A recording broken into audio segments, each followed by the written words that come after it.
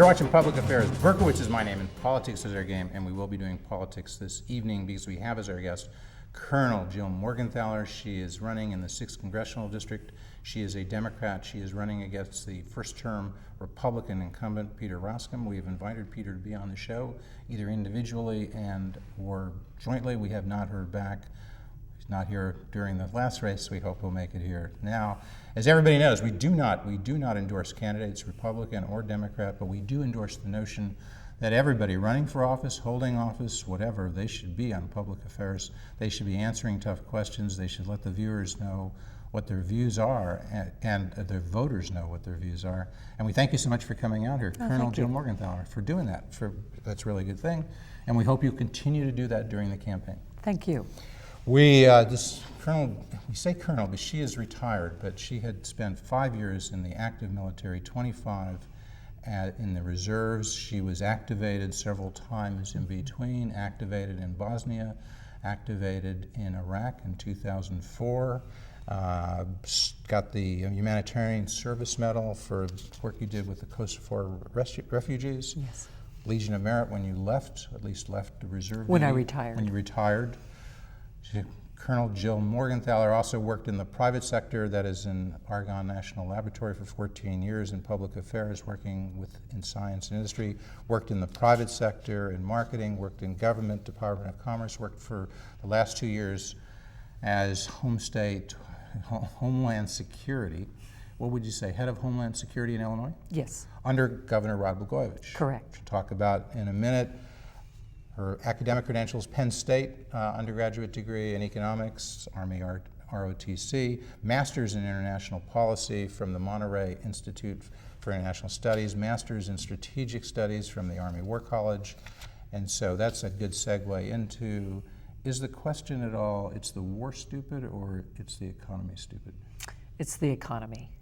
And of course, the war has had an impact on our economy, but as I go into a lot of the living rooms, first thing that comes up is the economy, especially in the 6th District. We've got Cook and DuPage, and people are concerned. Their incomes are not going up, and yet the taxes have been going up. The price of gas has gone up, the price of food has gone up. They're feeling a lot of pressure on the whole cost of health care. Most of the families have parents are worried about and their children worried about. And they're not necessarily concerned about losing their homes, but they're watching their homes being devalued. So there's a real feeling of being in this crunch, and Washington isn't helping. And what would you do if you were there in Congress, if you were there in place of Peter Roskam, and we're talking about being, say, the election, of course, is not until November 4th. Mm-hmm. We should say we're taping this on May 4th. You're watching it in the suburbs a week later, watching it in the city of Chicago and Aurora 2 weeks later. So in May of 2008, what would you do in Congress, or try to do as a congresswoman, to affect the economy? Well, one thing I know, having traveled around the world, we are the greatest nation, we are the wealthiest nation, and we can solve problems. But what we're seeing is a lot of subsidies going to corporations overseas. We have the high price of oil that we're paying for that is going to money, once again, overseas to countries that don't necessarily even like us.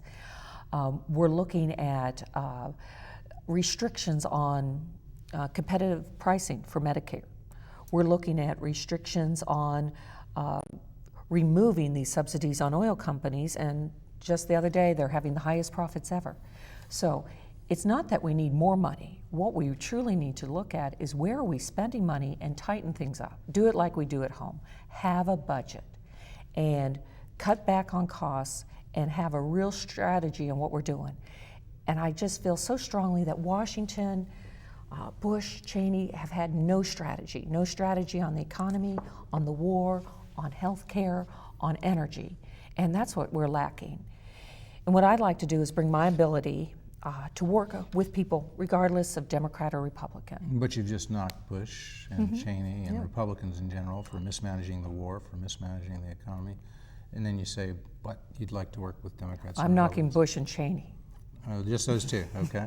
There are other Republicans. Are you knocking Peter Roskam? Who's your opponent? He's not standing up for stopping the war. He's not standing up for helping people with this mortgage crisis. He actually voted against the mortgage finance bill. He's not standing up for children and health care. He's voted down Medicare being required to be competitive for senior citizens the way the VA has competitive prices for veterans. So yes, I guess I'm knocking him. Well, let's deconstruct some of this. We'll get to Roscoe in a minute, we'll get to Bush, but let's start more generally with the economy. Let's start with what they call a major pocketbook issue. As you've mentioned, gas prices. Heading toward $4, not quite there yet, $4 per gallon. You've mentioned the profits of the oil companies. Let's deconstruct that a little bit, because the oil companies, remember when you say the profits, what we see is people refer to billions of dollars that they're making, as they did record in the last quarter. But to talk about profits, we have to talk about rate of return. What's the rate of return for the oil companies, and is it above average? Is it too high? Should we be looking at that? I mean, you got an undergraduate degree in economics, right? So you know a little economics. Talk about that. When you say the oil companies are making, you didn't say it, but you just say they're making high profits. They are making high profits. Do we know that? What's the rate of return? And is it, you can't just tell by profits. It's a large company, so large companies make large profits, but you needed something to deflate it. You need a denominator. You know, is there profits as a percentage of sales, profits as a percentage of assets, profits as a percentage of net worth? What's their rate of return? Well, I don't know the rate of return. What I do know, though, is that we are sending our money overseas to countries, and we've got to remove our dependency. The one thing I've been doing for the state as Homeland Security is concerned about the fact that we're actually sending money to countries that do not necessarily even like us. And the one thing we need is independence from the oil companies. We need to invest in science and technology. Do you differentiate between the domestic oil companies and the foreign oil companies? Well, I'm concerned about the money that's going over to the foreign first. Okay, but Exxon is a domestic company, other companies, domestic companies, they're making high profits in a level, but we don't really know. We don't know the rate of return. We don't know if they're really making, would you say you know that they're making higher than average profits, the domestic companies? I think we need to have that transparency in knowing that. Okay, but I mean, it's not hidden. It's public record. I don't know. You don't know, but it's out there, right? But also, Hillary Clinton's talked about. Just brief distraction. Hillary Clinton, Barack Obama. Who are you supporting in that race? Either one. You're not taking sides, huh? No, I need to win my race. Okay. But one thing I want to do is when I go to Congress, I'll be there supporting whoever the president is, because we do have these difficult times. Hillary Clinton has said, there's a difference between Barack Obama and Hillary Clinton. She wants a gasoline holiday this summer for a certain number of days. The federal tax, I think it's about 18 cents a gallon, would be removed. And Obama is not for that. He says that would take money away from roads and bridges. It would save consumers over the course of the summer something like $30 to $50 total. Wouldn't really make a dent. What do you think? If you were there, would you support that gasoline holiday or not? I think what gasoline tax holiday, federal tax holiday. I think what we have to look at on the gasoline tax holiday, we don't want a holiday on getting the monies in that's going to affect our transportation and critical infrastructure. I mean, just this winter, we've seen what's happened to our roads. So you're for Obama? You're with Obama on that, not with Hillary? No, I'm looking at what I think we need to do. We have to look into this further. Is let's have the tax-free, but have these oil companies contribute that 18 cents. That's what Hillary wants, is a windfall profits tax on oil companies. You would support that if you were there? I'd like to look into it. You would look into it. You're yes, open, but definitely. You're not committing to doing that. No, I need to look into more. But okay. I mean, it sounds like a good measure. Let's look into it. One quick thing on that, because presidential candidates talk about oil companies, but oil companies, if you're going to tax them more, where does it come from? It comes either from the shareholders, it comes from the employers, it comes from the shareholders, comes from the people who work there, the employees, or it comes from the people who pay, the customers. There's no other place to get it. The oil company is not some building somewhere and you just pull money out, right? Would you agree with that? Those three things, shareholders, employees, customers. That's why I think we have to look at this carefully. You're right, because you don't want to necessarily tax those shareholders, but Hillary does, because she puts it oil companies. Well, that's why I don't think it's a bumper sticker solution. Okay. Got to think about it. Yeah, definitely. Talked about, you said Broscom didn't support the mortgage bill. Which mortgage? The mortgage finance bill. What is it that would do that would make things better that you would favor? It would bring in some private-public regulation to look at the whole system, because what we're seeing, it's not necessarily the realtors out there misleading the consumers, but the fact that our mortgages have become commodities. I've reached the point I'm not even sure who holds the mortgage of my house. It doesn't matter. Well, I think it matters when these people are doing these junk mortgages, and then now we're seeing this huge impact. Yeah, but who's to and a blame in loss this of thing? confidence. These people, you say, well, we need to help people, they're losing their houses. People often, and what they did is they misrepresented their income. They knew they were getting into something perhaps a higher income was needed for, they didn't. Should we help those people out if they misrepresented their income? They bought a more house than they could afford. Interest rates went up from their adjustables. People say it's something like 5 or 6% of people who are facing foreclosure across the country, 94, 95% of people were responsible, acted the right way, not having any trouble with mortgages. Should the other taxpayers who are responsible bail out the 5% who weren't? Well, first of all, if somebody misled a finance company, no, they shouldn't be bailed out. Okay. But second of all, a lot of people were misled. They basically were told you could go ahead and afford a higher mortgage because the value of your house is going to keep increasing. And then all of a sudden they're faced with a situation, we've got a stagnant market, and now as people lose homes, our own values have gone down. And so we have to look at it because it isn't just saving the Joneses, it's the fact that now no longer are our homes worth what they were.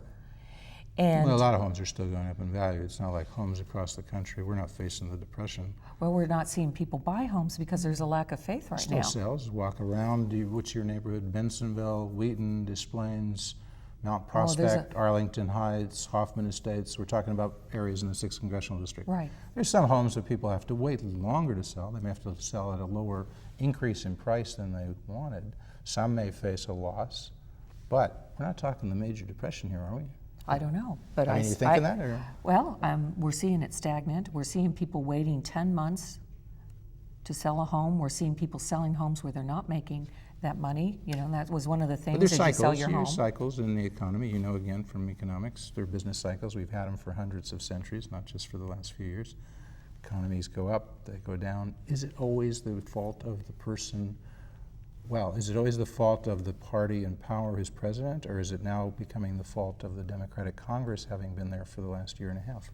Well, first of all, the Democratic I Congress... say that because, you know, there's some Republicans who sit in this chair. They raised that. When I throw at them, doesn't it hurt the president? He's been there for 7 years. Aren't you going to take the hit? They said, maybe it's the Democratic Congress. Well, instead of playing the blame game, I think what we need, and what is good about the mortgage finance bill, is it just brings in a set of eyes to look at the whole situation and make sure, and it's a public-private combination of looking at what's going on so we can restore faith in the market, which is good for every one of us.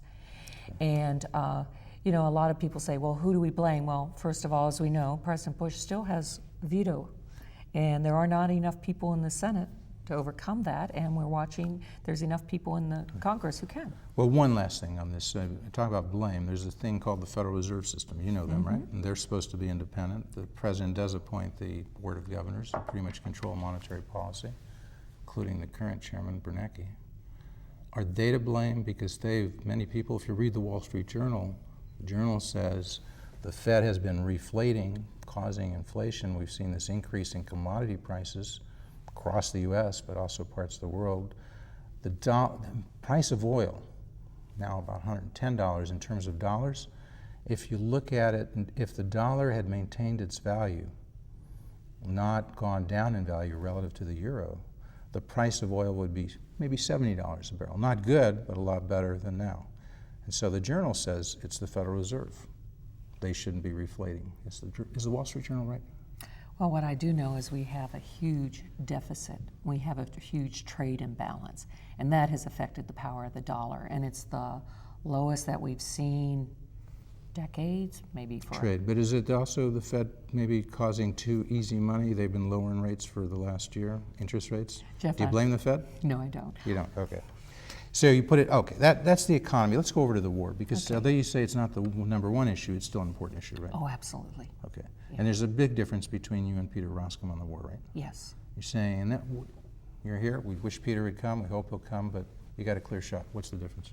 The difference is that he's not challenging the fact that there is no plan. We have no plan on where we want to be, how we're going to end this, how we're going to honorably bring home our troops.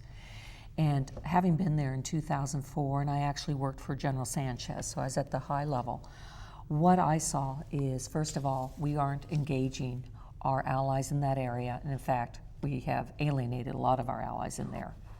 our moderate Muslim countries. Who are the allies that we're not engaging that we should? We should be more engaging. Jordan, Kuwait, Turkey.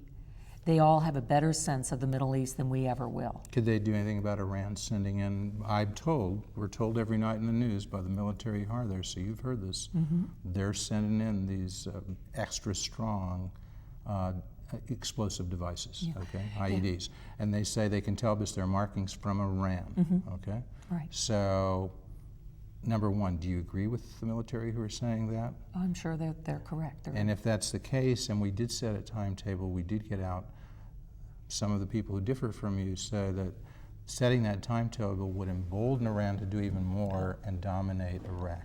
Is that a concern? And could Kuwait and Jordan really do anything like that? They're not a power in the military power in the sense that Iran is. No, and that's the point. We need more than military. Military power is not for rebuilding nations. What we need is much greater diplomatic dialogue.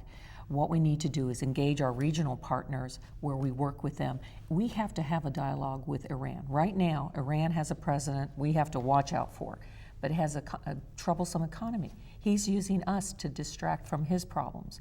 I believe— Who's he? The president of Iran. Okay, the president of Iran. Yeah. Okay. And I believe that President Bush is using Iran to try and distract us from our economic problems. And what we really need— you believe the President of the United States is doing that? You're saying he's using Iran and Iraq to distract us? Not Iraq. Not Iraq. That's the real Iran. problem. Yeah. You think the President, you're saying President Bush is using Iran to distract us from the economic problems of the United States? Why else would we have an admiral on the front page of the Chicago Tribune talking about Iran when it's diplomacy? This should be Condoleezza Rice in the State Department if we're truly involved in having a dialogue. Well, Condoleezza Rice would tell you that Iran's a major problem. I've seen that just recently, seeing Condoleezza Rice speak in the last week. Well, she should be the one speaking about Well, Iran, not the admiral. Well, both. I mean, people. Military, there's a combination of military, is our last diplomacy, solution. economics, right? Military is our last solution. Well, it is, but it may. Even Hillary Clinton doesn't take it off the table. Even Hillary no, Clinton. You never take it off the table. But Hillary Clinton's actually proposed an umbrella for countries like Saudi Arabia if Iran is going to be troublesome to them. You've heard that, right? Yes. Did Hillary get that right? Iran, right now, Iran is not a real threat. They're not. They do not have military capacity to hurt America, the same as Iraq did not have the capacity to hurt us in 2001. How far is Iran from nuclear capability? It's in your moving. view? It's how far? The a year, 2 years? The National Intelligence Estimate says it does not have the capacity. Right now. So we have to monitor and dialogue. We do not need to be rattling our sabers. You know this as well as anybody. You've got master's degrees in military and strategic studies and do whatever, I have an right? estimate? No, we've got to watch it. Okay, so you're saying it could take 10 years, maybe it could take 15, you just don't know. No, we don't know. For Iran to have a nuclear capability. Right. We have to watch. But those who say in 2 to 3 years they may have it, we got to do something now. No, we got to talk now. That's what we got to do. Well, look what happened in Syria, right? I mean, Israel took out a nuclear capability that Syria was growing with the help of North Korea, right? Everybody knows that now, right? You agree, right? They did that, right? Yes. And nothing happened. No nuclear war, no major problems. But if they had waited until that nuclear facility was complete, then there might have been a problem. Is when you start taking out a nuclear facility, you can cause nuclear damage, right? So you see the point. Would you say that was a good time and a good thing for Israel to do? And if they'd waited 3 years, then they wouldn't have that option. I'm only going to speak on America. Okay. You're not talking about the Syria thing. Well, the world's greatest power. Okay. And we need to continue dialogue instead of threatening the military, first of all. One last thing on Iraq, and then we'll move on because we've got a lot to cover. But the administration now claims that 18 milestones were set up before, political milestones, government milestones for Iraq, and now they've achieved 12. Initially, they said they sort of have a oil sharing revenue agreement. They have local elections coming up. The country's moving forward. The surge has, in a sense, provided what the government, Bush, Cheney said, an opportunity to move forward politically. Maybe not as quick as people would like, maybe not 18 out of 18 milestones. But now, a lot more. What do you say to those folks? I and a lot of generals disagree. The surge only made less American deaths. A surge does not rebuild a nation. And what we don't see right now is the Iraqis able to step up on their own, and that really should be the goal. And what we don't see is a real strategy Because one of the things I saw in Iraq, and what I'm hearing from my Iraqi friends, are that as we brought in these corporations to rebuild the country, what they did is these corporations brought in foreign workers, and the Iraqi people were not involved. There are a lot of people who were fired from their jobs as teachers and doctors and military, and that opened up this potential field for terrorists.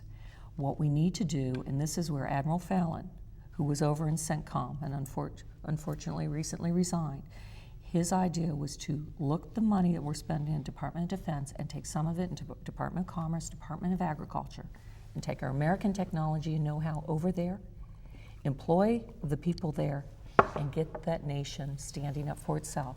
And this is where I think we need to also work with the moderate Muslim nations to help Iraq, because it is a totally different culture than anything we know.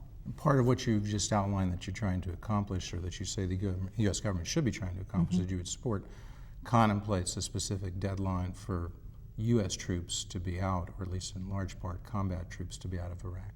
Agreed? I don't believe in a timeline per se, but I do believe in one of the strategies to consider that's being proposed by quite a few generals is looking at bringing home one brigade per month and working it very carefully while achieving greater security. And I think that's something we should consider.